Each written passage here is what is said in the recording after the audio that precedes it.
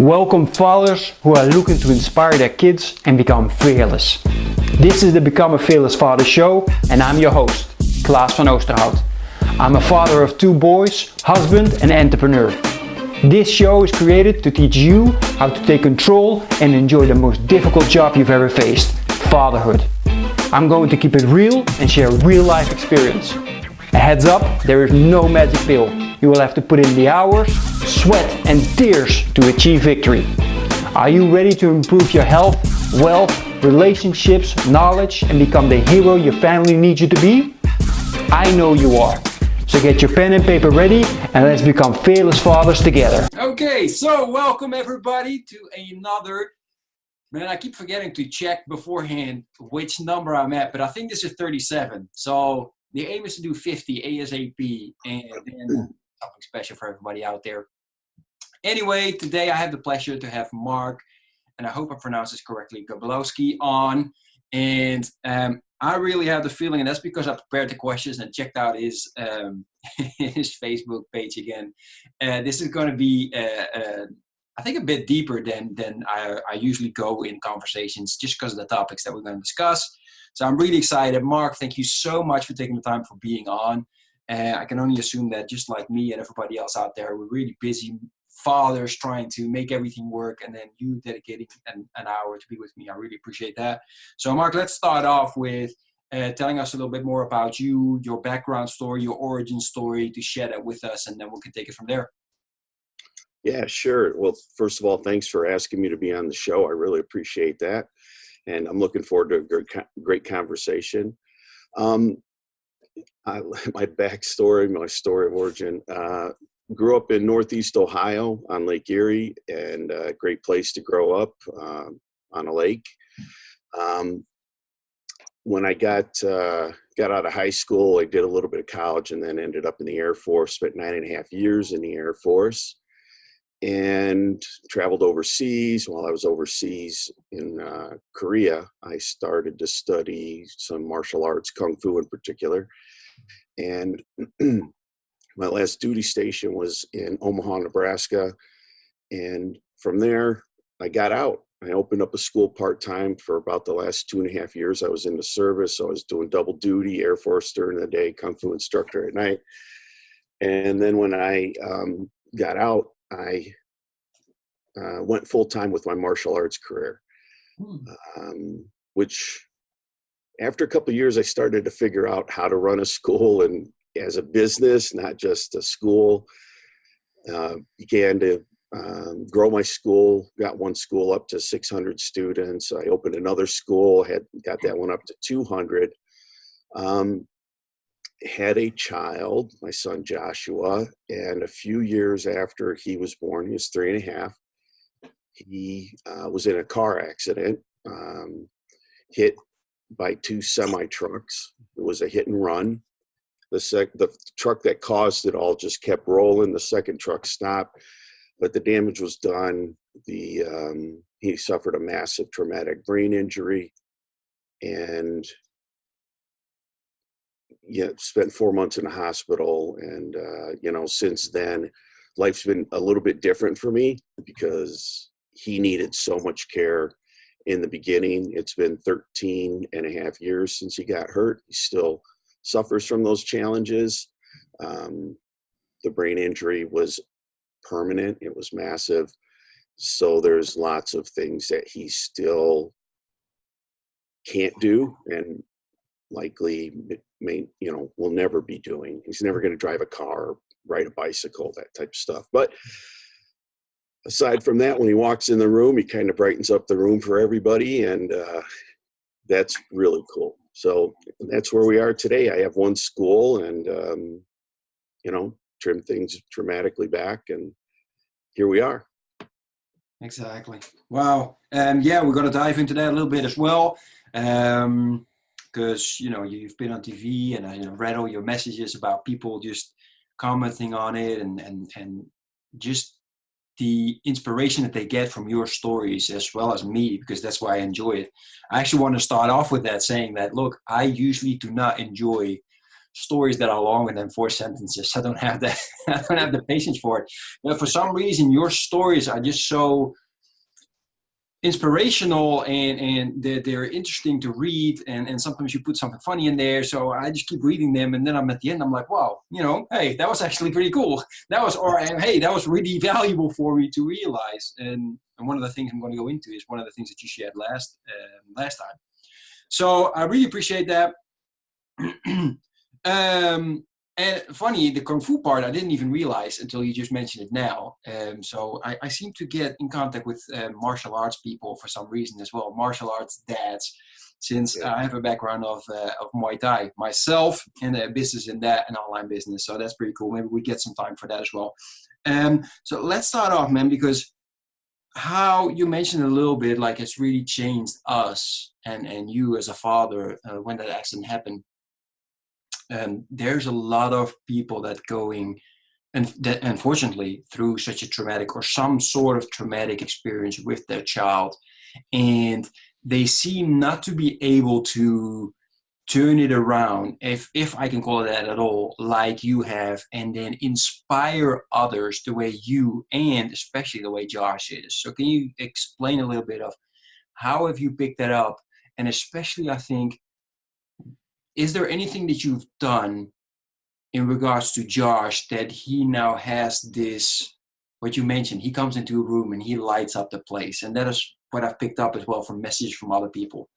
So I really would like you to share on that, because I think people need to hear this. First of all, I am not 100% of the time, effective. Mm-hmm. So I'm not the perfect dad, trust me. And, plenty of Josh brightening up the room. I think it's part of his personality. I mean, just kind of who he was or is. I say was because there was this Josh before the accident, and I have a different child now. I mean, in some ways he's still the same, but he's different because of the brain injury. And so there's kind of an innocence to him, a little naivete.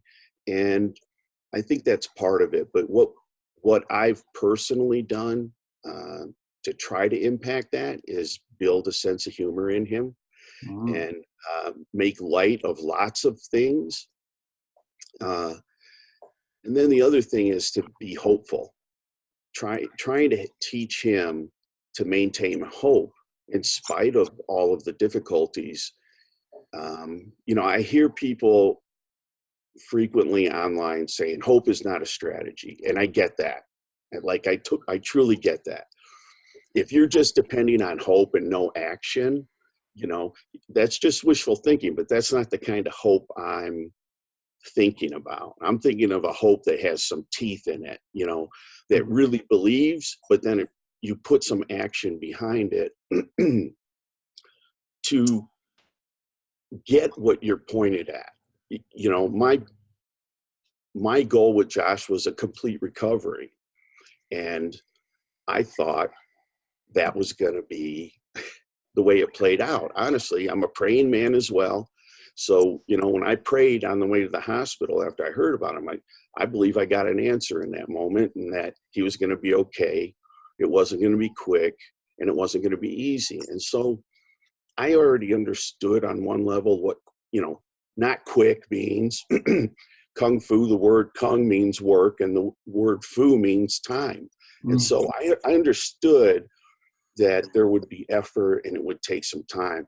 But about 5 years into it, I was like, man, he should be healed by now, And then year number 6 and 7 and 8, and they keep going by, and he's never completely healed.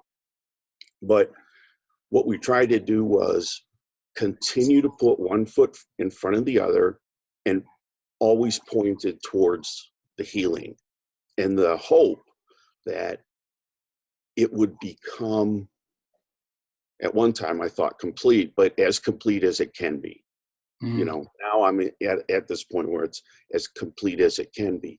And so I've tried to instill in him and myself, because I have to coach myself through this,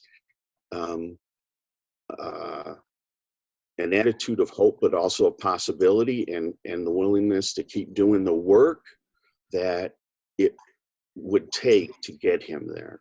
So humor and hope, and optimism, and that things won't stay the same, and our actions will determine ultimately how this whole thing turns out. So I guess that's it. Optimism, hope, and possibility. Absolutely. I enjoyed that. I really appreciate you mentioning, because a lot of people, of course, have hope or trying to continue with hope. But it's so important for you to continue to take action as well, because as we mentioned, if you just sit there and hope, then nothing's going to change. I mean, it's wishful thinking. Yeah. I mean, literally, you're wishing, but if you put the action behind the hope, the belief, then you can actually get some outcomes. They may not be perfect. They might not be the exact ones you had hoped for initially, but that's part of life, is learning to accept life, the reality of some situations. Yeah, no, absolutely. Now, with this happening, I can also understand that you become a lot more overprotective of your son, right? And I see, and I'm trying to be really careful not to be in your shoes, because I don't think anybody can understand what it's like. So I'm not trying to do that at all. But what I'm trying to get at is, I see it so many times in the playgrounds and on the street, parents overprotecting their sons, and that way, in my opinion, in my view, limiting their child, right? Putting limited beliefs on that. And I think in your case, let me say it again, I can only assume that that's something really important, not to try and limit Josh, but try and, have him find his own limits, right? And that way continue to grow. What's your view on that? And am I completely off, or am I right? And how do you handle that? Because I can also understand that you're afraid, right, of something happening. So how is that for you? That's a bullseye. Number one, I do feel like overprotective, hyperprotective, hyper concerned. He has, for instance, balance issues. So every time he teeters a little, like I'm anticipating, and I'm kind of going in to try to keep him from falling. And sometimes I do, and he's so big now, he's 17, he's 200 pounds. And if he goes over, I'm going with him. I can't stop him except maybe to be his cushion when he hits the ground. But so there is a tendency to be overprotective with the child that's not injured or sick. But I have to check myself there, and I have to be conscious about that. And I got to a point where I had to make some changes in my own approach to life, that I could not continue to be so protective. I had to give him enough space that he would, that there was a real risk of him failing or falling or getting hurt, but not maybe seriously hurt. Like, I'm not going to let him stand on the edge of a swimming pool. You know what I mean? In where there's lots of water, and there's a chance of him either falling into the pool and drowning because he can't swim yet, or falling out of the concrete and cracking his head open. But there's plenty of spaces where it is safe to kind of let him roll. He falls down plenty. And if I can keep that from happening, I will. But it's a genuine concern, I think, for every parent. Like, love your kids so much that the last thing you want to see is for them in pain, physical, mental, emotional. It doesn't matter. You don't want to see them in pain. So we intervene on their behalf. We stand between them and where the possible pain is, except we're kind of doing them a disservice. A lot of times we have to let them understand and experience life for what life is, which is beautiful, but it's also challenging, and it's also has pain, and there's tragedies in it. No matter what you do, you can't prevent it. Like I could not stop that truck from hitting the car and then another truck from hitting. There's things that happen. How do you explain a 3-year-old having cancer or something like, you know what I mean? Like you're feeding them baby food, you're feeding them healthy stuff all the time. It's not from their eating, it's not from smoking cigarettes. Life happens, but we have to help our children experience it as safely as possible. I kind of look at it this way. I've driven in the mountains a lot on motorcycles and in cars. And frequently there's guardrails on one side, but sometimes there's no guardrails.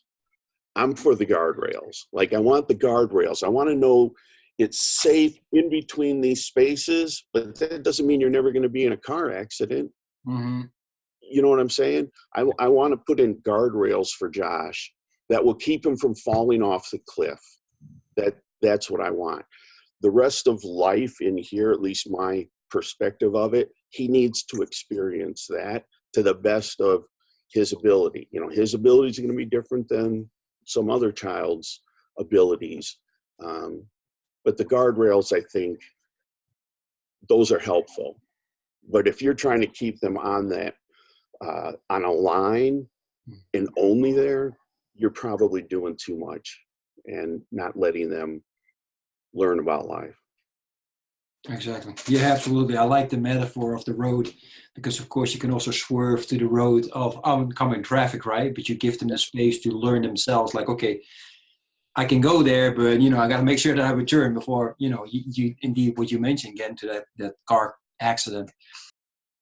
Hey, sorry for the interruption. I know you're really enjoying the show. Just want to make sure if you're liking this information, please subscribe and press the like button. And also, go visit becomeafearlessfather.com. You get the opportunity to share your biggest challenge at the moment as a father. And it gives me the opportunity to try and help you overcome this. Thanks, and enjoy the rest of the show. So, now it's easy, or at least I think it's easy just to speak about this, right? Just to talk about, hey, you can't overprotect your children. But as you mentioned, I'm going to assume that everybody just loves their child, right?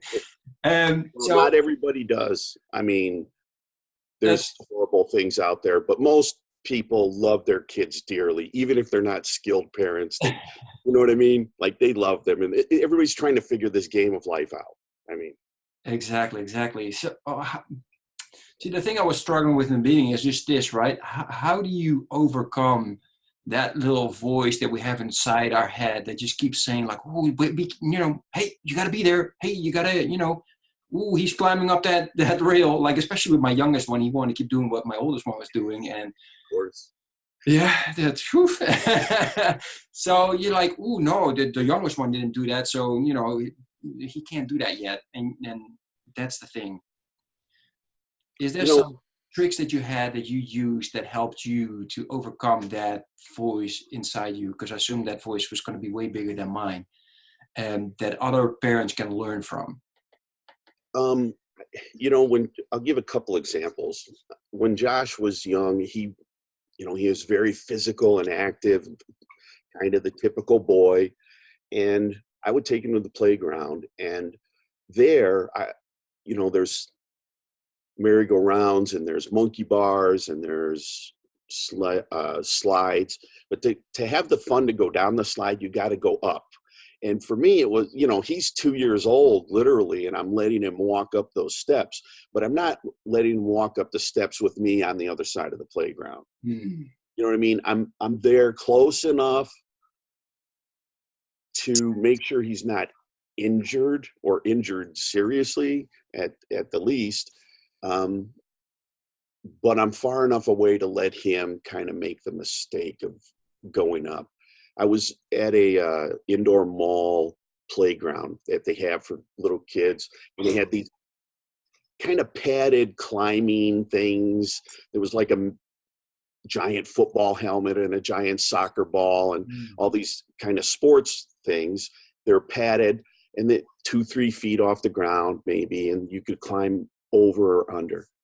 One day, and this isn't just about keeping them safe, but one day there were these two boys and they were older than Josh. Josh was 3, and these kids were probably 5 and 6 or 7. And Josh kind of gravitated towards them. They were pretty rough. Not, I don't want to say rough, but they were kind of, they were very active boys. So that energy drew Josh in. Well, Josh is 3. He doesn't understand the same language that they use, etc. And Josh is just kind of following him around. And for a few minutes, it was okay. Eventually, they didn't want anything to do with him. And they turned around and they were calling him wussy. And so I'm sitting on the bench with a bunch of other parents, and Josh doesn't understand what's happening, and he doesn't understand why he's being pushed away. Finally, he looks over at me like, what do I do? And I just did this. I went, what are you going to do?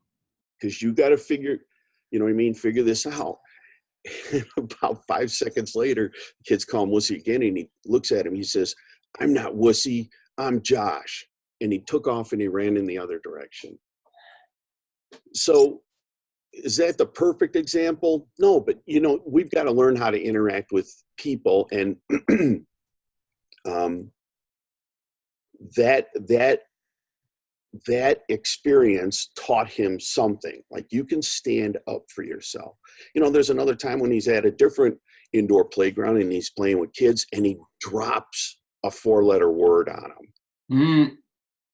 And I'm sitting back and I'm like, what? And I bolt over there. On my way over, he says it again. He has no idea what it means. I don't even know where it came from. And he, and I pull him aside and I'm like, Josh, you can't say words like that. So that time, immediate intervention, like that needed to stop in the moment. The other one, I could kind of let him handle it. And if he didn't handle it in the most positive way, I could talk him through. So I'm telling him, Josh, you can't use that's a bad word. Did you hear Daddy say that? No. Okay, well, then you don't say it either. I was a little more gentle about it. I'm kind of rushing through it. That night when he got in bed, he had developed this idea that there were snakes in bed. And, it was a typical monster under my bed or whatever. And I pull back the sheets and I says, hey, Josh, there's no snakes anywhere in here. You're okay. It's safe. There'll never be a snake in your bed ever in your life. And he lays down and he says, okay, no snakes and no bad words. Nice. So in the moment, I think I delivered the message, because I don't raise my voice with him. In the past couple of years, it's happened a couple times. For the first 12 or 13 years, I never raised my voice with him. I didn't have to. I think I was trying in a way to be a positive parent, but also put those guardrails in. He always knew where the guardrails were. And as long as I don't climb over the guardrail, I'm where Dad wants me to be. And so I guess I'm trying to say I was fortunate in a lot of ways that I didn't have a child who was misbehaving all the time and whatnot. But back to that question, I think you got to be far enough away to let them make mistakes, but close enough that you can jump in and protect them when needed, or jump in and correct them when needed. So that's just far enough, but close enough. Exactly. Yeah, I like that. What you mentioned as well in regards to screaming or being a bit more physical, it's such an easy response. I see it within myself. I see it within other fathers. It's so easy. Something happens, and the first thing you do is, "What did you do?" And then you're like, "Okay, shh, okay, calm." No, the screaming doesn't help, because they don't respond well to it at all. They can't understand it. The problem is they can't understand that intensity. And when we respond, let's say that there's from 0 to 10, and that their infraction is about a level 3. But because we're frustrated, we're tired, our boss is on our back, my spouse and I are not in agreement, we're not moving together at the moment in the same direction. So I have all these other frustrations, and I respond at a level 10 or level 7. It's so disproportionate to the infraction that they can't learn from it, and all they do is become scared. Yep. And that's part of life where we get to learn. Mm-hmm. I mean, I grew up in a home where there was violence and it was arbitrary. Mm-hmm. And so I didn't understand why I got hit. And that kind of distorted a little bit of my view of life. But at the same time, it was something I knew I never wanted to do with my child, because I think if my parents would have explained things a little bit, I was a kind of kid who could learn from that. Mm-hmm. The yelling and the violence, all it did is leave a dark mark on me, all the way into my childhood or adulthood. But I didn't want my son to experience that. That's what I knew. And for parents who kind of lose it, I get it, but I think if we can try to learn from it and go, wait a minute, am I really getting the result I want, which is a better behaved kid? And if all I'm doing is scaring the crap out of them, I don't know, you know what I mean? Yeah. It's tough, but it's tough. I mean, I get it. And I've lost it a couple times with Josh. I can count on one hand, but I've lost it just like anybody else. But I've been trying to be conscious of not blowing them out of the water. Or him, sorry. I say them because I have, I've had thousands of students over the years, and they're kind of like, I feel like they're my kids too. Of course. Yeah, that comes from the martial arts background of Kung Fu. I understand it absolutely. We all lose it, and this depends and what you mentioned, consciousness is so important. And of course, what do we learn from it and how I step up? Like if I make a mistake, if I all of a sudden for something happens, you fess up. You say, hey, look, just want to talk through you again when you come. I really apologize. I messed up. Daddy messes up too. I think that's a brave thing to do, honestly. If you can step in and own it and go, look, Daddy over responded, or Mommy, if there's any, because we all do. I'm sorry I lost my temper, and that's not something I want to do. I was frustrated. I was wrong. The behavior, I was trying to correct your behavior, which needed to be corrected, but I overstepped. So let's talk about the behavior. And now you get a chance to teach them two things, like what they needed to change up and how you need to change up, in that you're still growing and learning. And you're teaching them, hey, Daddy makes mistakes. You're going to make mistakes. It's okay as long as you come back and rectify it or make the apology or whatever. That's great. Yeah, absolutely. So you just mentioned something, right? So we also, that's just with words, but we also can explode. And here in this house, it doesn't happen, but it happens. Sometimes you explode and you smack your kid. Now, I'm not going to go into that, but what I want to go into that, is there, in your opinion, a balance in between? Because I had this discussion with somebody else. I slapped my son about one time really, really hard in the ass. And the reason for that was that I wanted to have my lesson come across. And why? He crossed the street because it was raining. He didn't look, he just crossed the street running. The reason for it was raining, he wanted to get underneath and wanted to get in the house so he wouldn't get wet, right? And it's a busy street, so we were very lucky there was no car. Of course, my chips just went like, poof, he could have been pretty seriously hurt or worse. So I look first for cars, of course, run over there as well and say, you never cross the street again. And to make sure that you remember, whack, right? Not proud of it. However, it's stuck. He's never crossed the street again. So my thought is a little bit like, okay, is that like a good slap so he remembers that, not meaning that I should do that more often than you're saying that? Or is that still like, no, I could have taken that differently. You can still teach the lesson in a different way to make sure that that really comes across, because the last thing that we want is, that accident that we hope never happens, right? Right. That could have been a tragedy. And could you have gotten the lesson across without doing it? Maybe. Probably. But here's what I think. I think that there's a switch, like a light switch on a kid's bottom. And when you swat it, sometimes it opens up their ears to hear what you're saying. So I've never hit Josh. I'm never going to hit Josh. But you know what?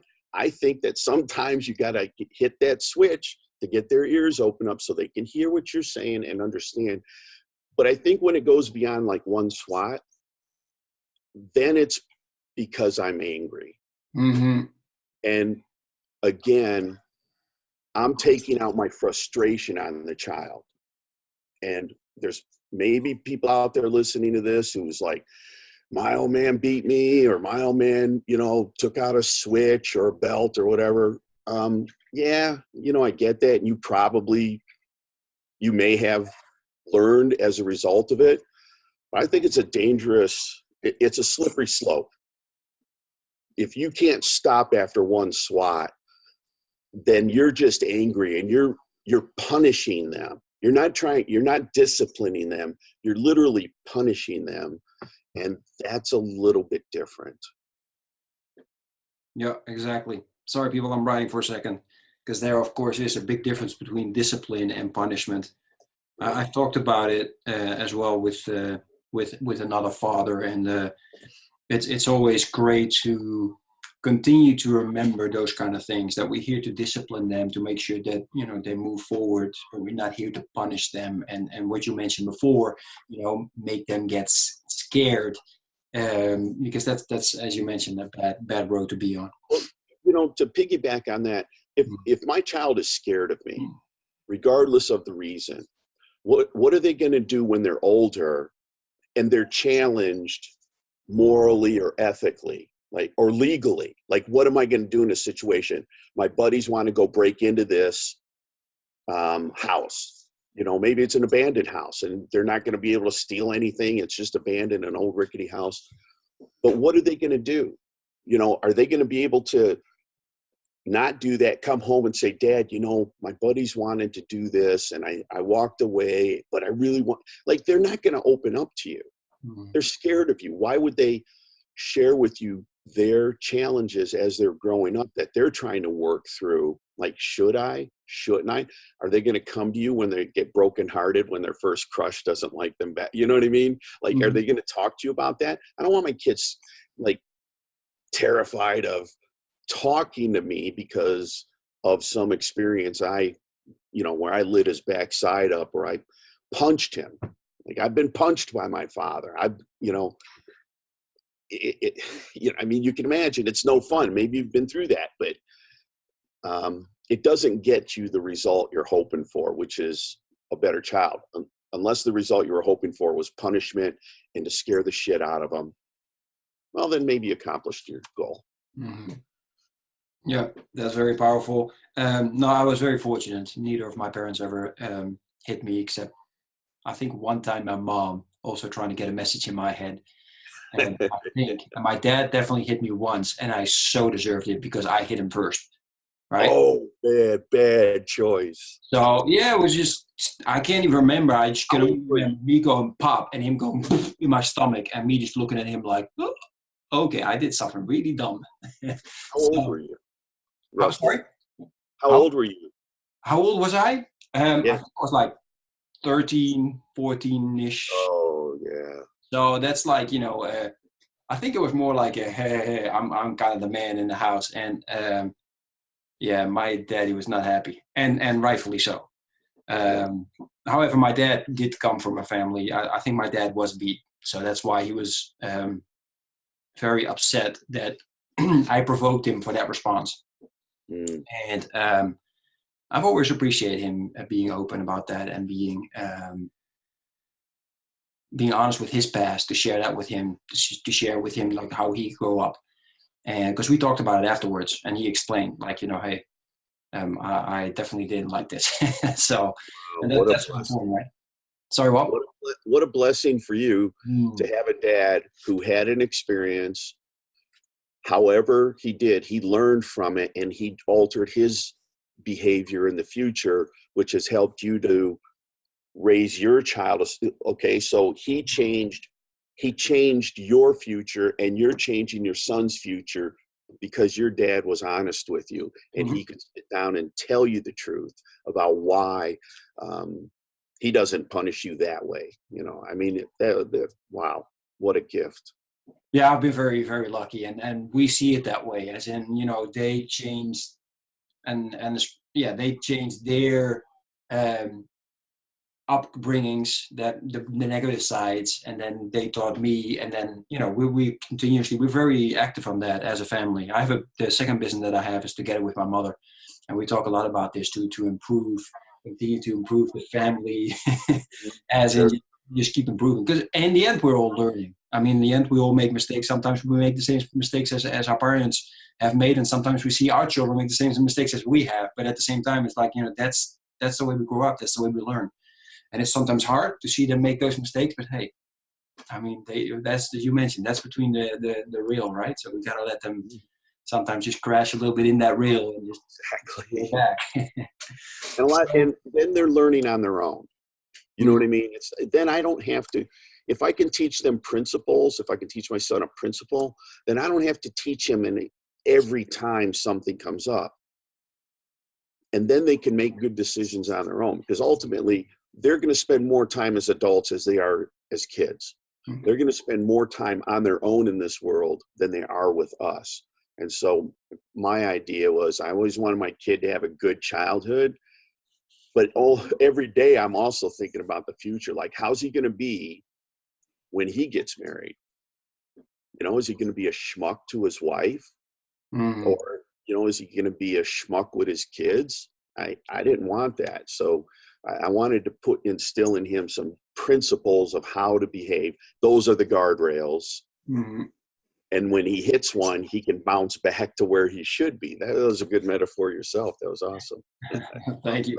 Yeah, we're doing this well together. So jumping a little bit into something else, I saw you posted on Facebook something about life, and that you're working on, what was it? Coming up with the last question, or what's the last thing you wanted to share with somebody? Oh, right. One last talk. Yeah, well, one last talk. That was it. Thank you. So I'm just wondering, because I'm going to throw this out there. The one last talk idea. Before I heard of that, I was kind of doing something different, but it was similar. But one last talk was developed by a man named Philip McKernan. And Philip is a brilliant coach, like kind of a life coach. He's an amazing speaker. And he has put forth this one last talk concept that he's trying to unleash on the world. Not trying to, he is unleashing on the world. So I just want to give him credit, even though I've done some work with him, and I'm trying to promote that same idea. No, absolutely. I think it's so powerful, because if I look at I'm 41 now. If I look at, let's say, like 35, maybe even 38 years, not just living, not being conscious, and just thinking that, I'm going to be 150 years old or whatever. We keep forgetting that, life could be just like that. And it's so important for us to have that, right? That mentality. It's so difficult. I'm still struggling with it, but I'm trying to work on it every single day, saying, hey, look, today might be the last day. So what am I going to make, what am I going to do today to make sure that I really lived, and that everybody around me, and I've made an impact to as many people as possible, right? That's the way I try. That's what I'm trying. It's so hard. So I'm just really trying to get a little bit of your philosophy on life, and on that aspect, how you try to give that value to you, to make sure that, at least in my principles, let's say, for example, if my mother-in-law today passes away, that I made sure that, her grandchildren gave her a kiss before we left, etc. Right? And I did everything possible that she enjoyed her last day here, right? What's your philosophy on that? Life is precious. And I think I got to this space where I'm trying to think about this back in my teens, and it had something to do with my grandmother, who was mentally ill, never spoke a word to me until I was like 16. And she lived, I mean, we saw her all the time. She lived 2 miles from us with my mom's sister. But her mental illness was severe and it was long lasting. She never talked to anybody, actually. And I called my aunt's house one day looking for my cousin, and my grandmother would sit there. That phone back then, nobody had answering machines, you know, so, and she would just let the phone ring and ring and ring and ring. She wouldn't even dream of picking it up. And one day somebody picks up the phone and says hello, and I'm like, Grandma? And she says yes. And I says, this is your grandson Mark. Is Dante there? Like, I was so befuddled because this was the first time I hear my grandmother talk, and she was talking like she was normal. Mm. And so once that happened, I was like, oh, I got my grandma back. Or I got her. I didn't get her back. I got her. I'm 16. It's the first. My other grandmother died before I was born. My other grandfather, her husband, died long before I was born. My other grandfather died when I was like 6. Mm. And so I didn't have that experience. 2 years later, she died. And I think that's little bit of that 2 years has always had me thinking about the future. Like, your present can be very, very short, right? And the future's coming for most of us, but there's a day when it's not there anymore. And I had my grandmother for those maybe 2 years. And that really caused me to think differently about how I was going to raise any children I had, et cetera. That life is precious and it's short. Like, even though she was older, you still only had her for a little bit of time. And I think that just understanding that anything can happen on any given day to anybody.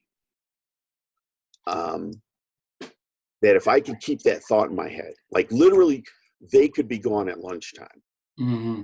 right? My son, it was 11 o'clock in the morning when I got the phone call. It was 8 o'clock in the morning when the accident happened. And he had been with his mother that night. We weren't together. And, so he probably was awake at 6. And by 8 o'clock, he was nearly dead. Mm-hmm. Like, literally, the police wrote fatality across the windshield. They thought he was dead. So you know what I mean? You wake up 6 o'clock, 8 o'clock, poof, somebody's gone. And I think that if we're paying attention to that it can not just alter, kind of our attitude, but if we let it, it can alter our actions and kind of become normal. And you pointed out, like, I try to remember, I try to think about this. And I think it takes a conscious effort. And if you're not consciously thinking about it, then you're unconsciously thinking about something else. Mm-hmm. And there is the tension between the two things. Like, they could be gone this moment, but I also need to go to work. They could be gone by lunchtime, but I need to take care of my wife too. You know what I'm saying? Mm-hmm. Like, there's this duality, this dual existence of, I need to be present for everything, which includes keeping my job, creating value in this world, taking care of my health, etc. But I also need to be paying attention, like, they could be gone or I could be gone. What if I'm gone and I don't say to them what they need to hear? Like, I've never given to them what they really needed to hear: validation, love, affirmation, whatever. Because as a child, I know I actively craved validation from my father and my mother, but especially from my father, because I'm a male. If I would have been female, it probably would have been more my mother. But that's kind of natural. So trying to be present and just remembering the reality of, man, they could be gone today, tomorrow, next week, whatever. It helps you. Well, it just helps you change your behavior. Mm-hmm. Yeah, it helps a lot putting things in perspective as well, right? If you get angry and stuff like that, you just remember, like, yeah, was it really that bad? Was it really worth me yelling for? Or usually the answer, actually, every single time the answer is no, because in the end, the only thing that's important is that you're all together and we can enjoy this time that we have right now that's called life. So I really appreciate you sharing your philosophy. I had the feeling that you were able to express yourself, because as I mentioned, it's something very difficult. I have the feeling a lot of people just keep pushing it away. I've noticed it with my wife, right? Her mother's very sick. She's here now in our house, and they've postponed it so long to have certain questions, to Yeah. talk about life with her, to talk about, what happens when you do die. How do we I know but it's life. We have to be prepared for certain things. And now all of a sudden they have to. And it's difficult for her because they tried last time. She wasn't conscious enough to be able to have that conversation. And that's, that's not the place where you want to be in. You want to do that all beforehand and make sure that, she knows everything. Now, we do that, of course, because we take care of her. So she's very happy, especially with her grandkids, and they're happy. And that's going to be another conversation. And I want to talk to you about that as well, to see what your take is on that. If she passes away, and I hope everybody understands, I'm not saying that she's going to go real fast. We have no idea. And I just hope she's going to be with us for a long, long time. And if that means I have to sacrifice and sit here in my kids' bedroom, then that's what that is. I'm happy to do so.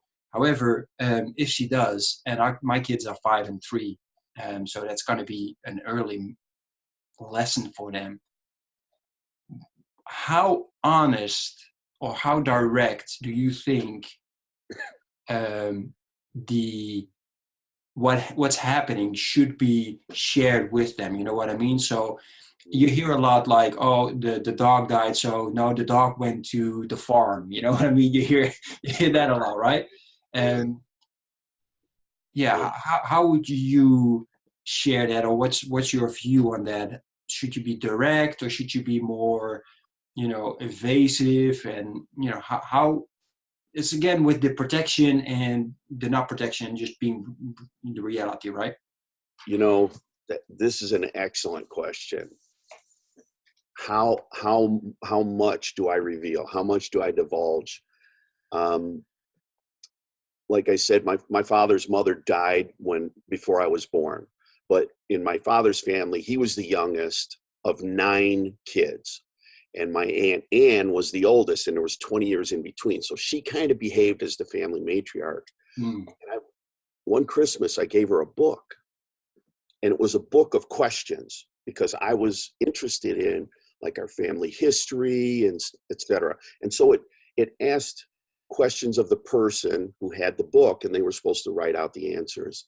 And when my Aunt Anne opened that gift and she looked at that book, and I kind of explained quickly, what I was hoping for, she paused, and then she said, some things are better left not said. I don't know that I believe that. I mean, there's some things, but she wasn't going to consider anything that book answered, because there was something in the past that she did not want to get near in any way, shape, or form. And so not everybody is capable. And we may be looking for answers from somebody. They may not be capable of expressing it. Okay. That being said, I think I will be as honest as I can be, regardless of how I look on my best days, to the benefit of my son. So I will divulge any information that will help him live his life better. Examples of me, I used to smoke, cigarettes, 2 packs a day. And so, early on, a number of years ago, Josh says, "Dad, did you ever smoke?" And I said, "Yep, I did." He says, "Why?" I says, "Because I was stupid." You know what I mean? Like, I don't know that there's another reason that you could give for smoking. You know what I'm saying? I get it. I enjoyed it at the time. I get it. And that's no judgment on anybody else. But in reality, it's kind of stupid on a daily basis to be sucking smoke into your lungs. So I just leave it at that for him. Now he likes asking the question because he likes hearing me say I was stupid. what kid, he loves that, but I'm going to tell him the truth to the benefit of him. There's some things that are not appropriate to tell them when they're 3 or 5, but I might tell them when they're 15 or 18. Mm-hmm. But I'm going to tell them what, based on their need to know, what will help. There's things I don't want my son to know.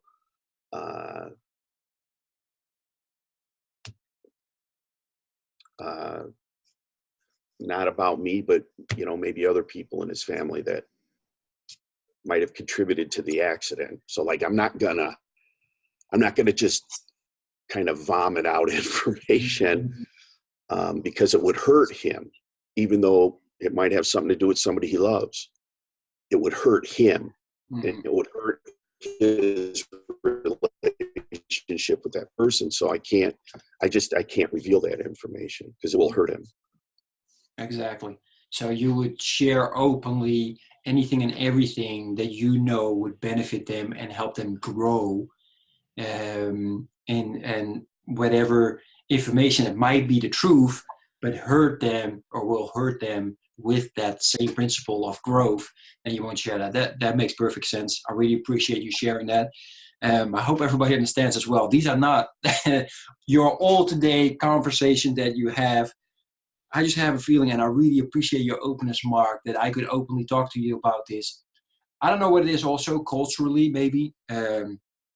Us Dutch, as people know, I'm from the Netherlands. I live now in Spain, but I am continuing to be Dutch, and we're very open and very direct with our conversations in regards to drugs, sex, death, and all those kind of things. And however, I do appreciate you sharing this because I know it's not your everyday conversation, and I think, but at the same time, it's so important that people keep realizing it every single day, because it's so important that we realize this.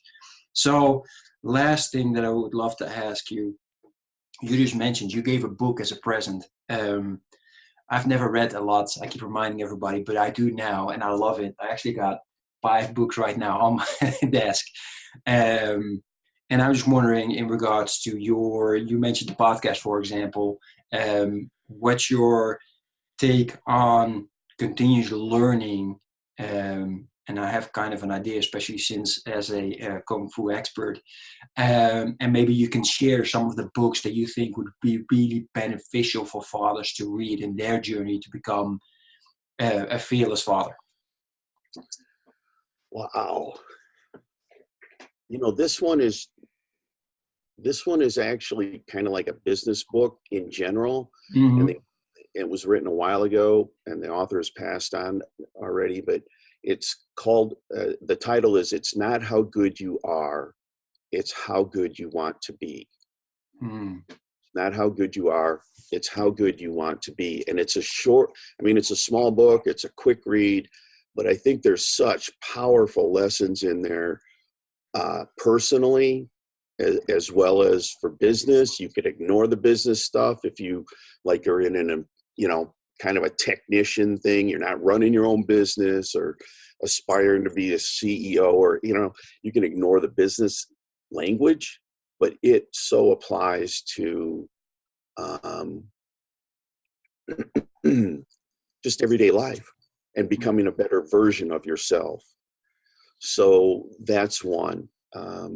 There's another one. This was years ago, and his name's Leo Buscaglia. He's an Italian guy. He's also passed away. And I can't remember the title. It was a massive bestseller, but it had to do with love. I think that one also was profound in my own personal growth and learning how to love. Because maybe we didn't have the perfect example growing up. There were certainly moments when my parents were very loving and they're very caring, and I loved them both, but they maybe weren't very skilled. But to learn how to love a person, to learn how to, what's appropriate and what's not, because just doing everything we can for another person doesn't mean I love them. Mm-hmm. You know what I mean? And maybe I'm making them dependent on me. That's not what we want. We want them to grow up and spread their wings. Another great book, which is an autobiographical novel by a friend of mine. It's called The Way of the Peaceful Warrior.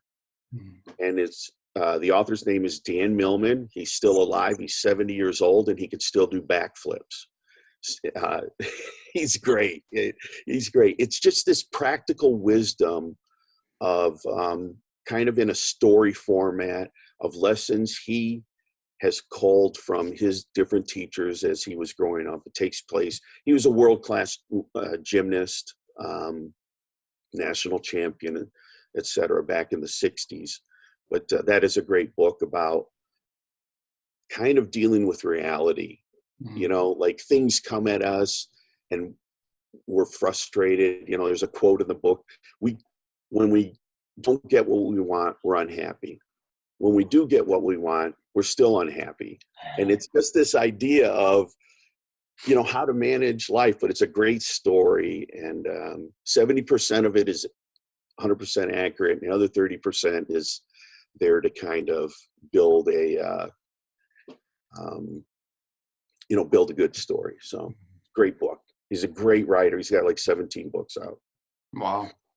Awesome. I really appreciate you there sharing those books. I'm going to check them out. So Mark, we've come to the end. We've been talking for almost an hour now, and it flew by, I know. There's a first interview that I had to check, and I was like, ooh, I think we're almost done.